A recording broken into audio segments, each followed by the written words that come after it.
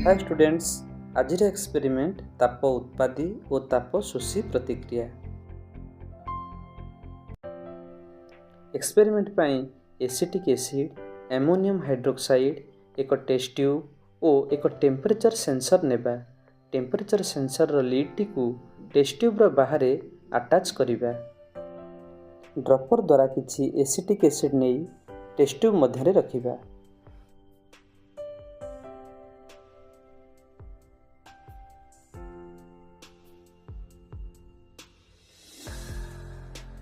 एबे ड्रपर द्वारा किछि एमोनियम हाइड्रोक्साइड नहीं टेस्ट ट्यूब मध्य थिबा एसिटिक एसिड रे मिसाइबा। देखिबा टेम्परेचर सेंसर रे टेम्परेचर धीरे धीरे बढ़िबा को लागुछि।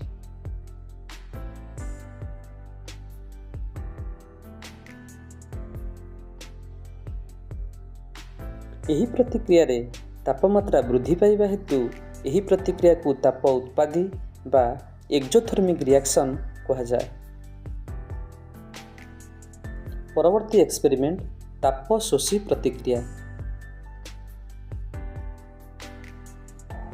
एक्सपेरिमेंट पाई हाइड्रोक्लोरिक एसिड और सोडियम हाइड्रोजन कार्बोनेट बा सोडियम बाइकार्बोनेट नेबा।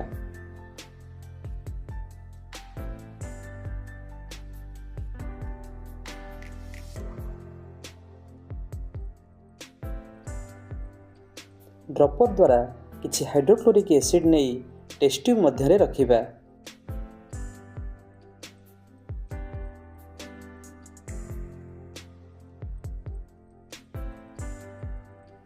किछि सोडियम बाइकार्बोनेट नहीं टेस्ट ट्यूब मध्य थिबा हाइड्रोक्लोरिक एसिड रे मिसाइबा।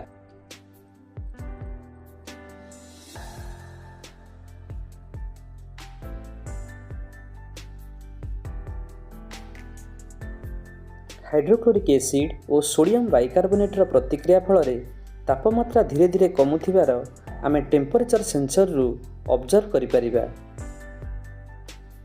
एही प्रतिक्रिया रे ताप शोषित हेउथिबारु एहाकू ताप शोषी बा एंडोथर्मिक रिएक्शन कहा जाए।